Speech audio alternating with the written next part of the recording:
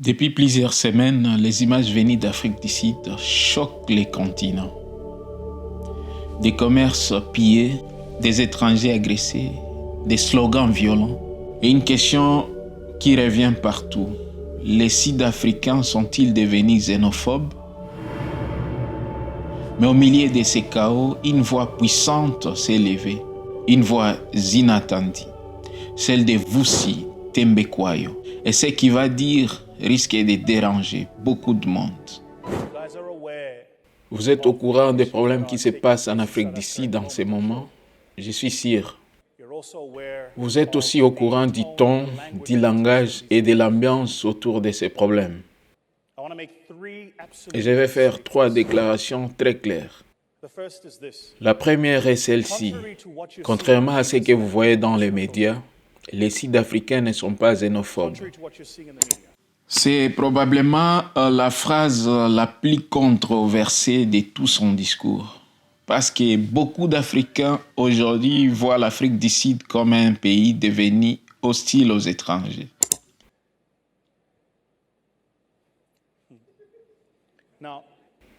Maintenant, cette déclaration peut sembler choquante, surtout à cause de certaines choses que vous avez vues en ligne. Je ne dis pas qu'il n'existe pas de personnes xénophobes en Afrique du Sud. Ce que je dis simplement, c'est que qualifier toute une nation de xénophobe, c'est manquer les vrais problèmes. Mais vous y dit quelque chose de très important. Il ne nie pas les violences, il ne nie pas les attaques. Il dit simplement, attention aux généralisations. Et honnêtement, il faut avoir le courage pour les reconnaître. Nous sommes 65 millions de personnes en Afrique du Sud. Nous avons 11 langues officielles, l'une des sociétés les plus diversifiées au monde. Et malgré cela, nous vivons en bonne intelligence avec la plupart des gens. Si vous regardez les plus grandes entreprises d'Afrique du Sud, leurs PDG, leurs conseils d'administration ou leurs dirigeants, beaucoup de personnes venant du reste de l'Afrique.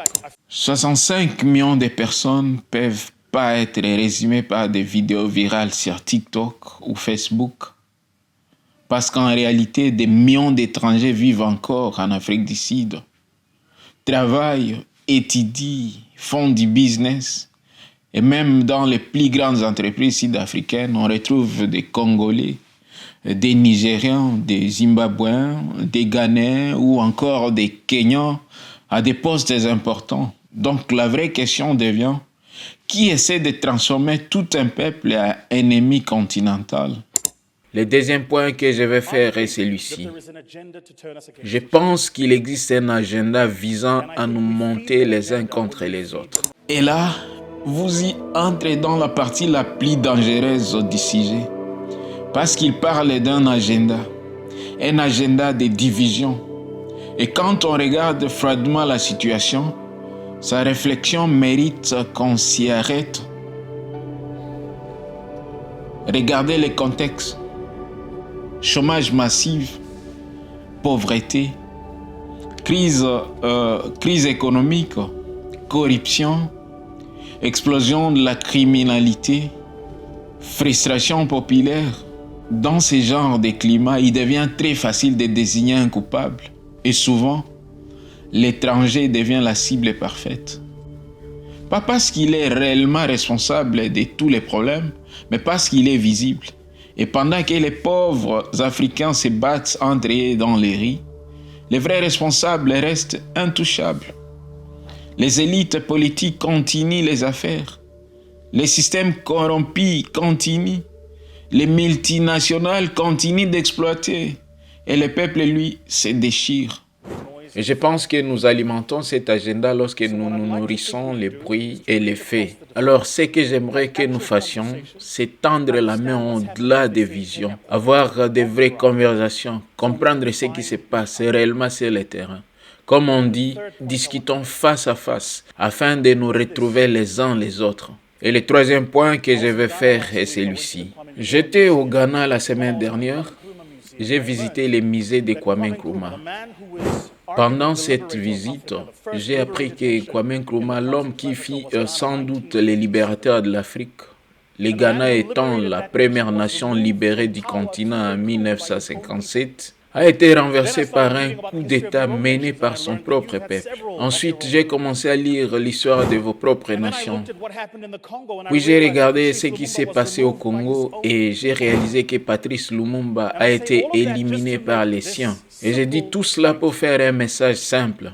Nous devons faire mieux en tant que peuple. Cette partie du discours est peut-être la plus profonde historiquement. Parce que vous y rappelle quelque chose que beaucoup d'Africains refusent parfois d'admettre. Nos plus grandes tragédies ne viennent pas toujours uniquement de l'extérieur. Kwame Nkrumah, renversé. Patrice Lumumba, trahi puis assassiné. Et derrière plusieurs coups d'État africains, on retrouve souvent des éléments, des intérêts étrangers, mais aussi des complicités africaines. C'est ça la douleur du message de Vuzi, parce qu'il nous oblige à regarder dans le miroir, à reconnaître que parfois les Africains participent eux-mêmes à la destruction de leur propre nation. Nous, Africains, en train de nous tirer vers le bas. Nous, Africains, en train de nous battre. Nous, Africains, en train de nous insulter. Nous, Africains, en train de nous traiter de tous les noms. Et ici, on sent presque de la tristesse dans sa voix. Une fatigue, comme si vous y disiez « Combien de temps allons-nous encore nous haïr entre nous ?»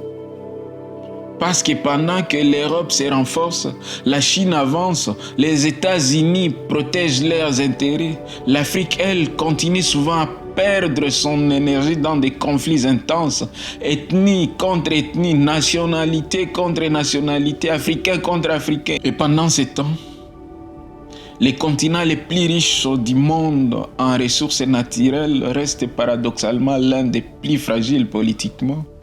Et j'espère sincèrement que nous pouvons utiliser l'Église comme plateforme pour rassembler les Africains. Parce que nous sommes différents jusqu'au moment où nous adorons sous le même Christ. Mon espoir pour chaque personne dans cette salle, c'est que vous trouviez le courage d'être la lumière, comme il nous a été demandé de l'être. Allez dans le monde et soyez une lumière pour le monde. Dites la vérité, mais dites la vérité honnêtement et dites-la aux bonnes personnes. Et si nous devons nous reprendre entre nous, faisons-le entre nous. Évitons les spectacles du reste du monde qui nous regardent en disant « Vous voyez encore ces gens, ils ne peuvent pas s'entendre. » Cette phrase est extrêmement forte parce que vous, il ne dit pas « cacher les problèmes », non. Il dit « réglons nos problèmes avec maturité, sans transformer chaque crise africaine en spectacle mondial. » Parce qu'à chaque fois que l'Afrique s'effondre publiquement, le monde entier regarde et souvent les regards extérieurs deviennent méprisants. Vous voyez ces Africains, ils ne peuvent jamais s'entendre. Voilà ce que vous y refusez. Et honnêtement, beaucoup d'Africains commencent aujourd'hui à ressentir cette fatigue d'être toujours associés aux guerres, aux coups d'État, à la haine, aux divisions. Le discours de Vusi Thembekwayo ne cherche pas à nier les souffrances. Il cherche à poser une question plus profonde qui gagne lorsque les Africains se détestent. Parce qu'au final, la vraie bataille de l'Afrique n'est peut-être pas seulement économique. Elle est aussi psychologique, historique et identitaire. Et peut-être que le plus grand défi du continent, ce n'est pas seulement de combattre les ennemis extérieurs, mais d'apprendre enfin à ne plus se détruire entre nous. L'Afrique ne tombera pas seulement par la force de ses ennemis, mais aussi par la division de ses propres enfants. Merci de suivre Moevox, la voix du cœur.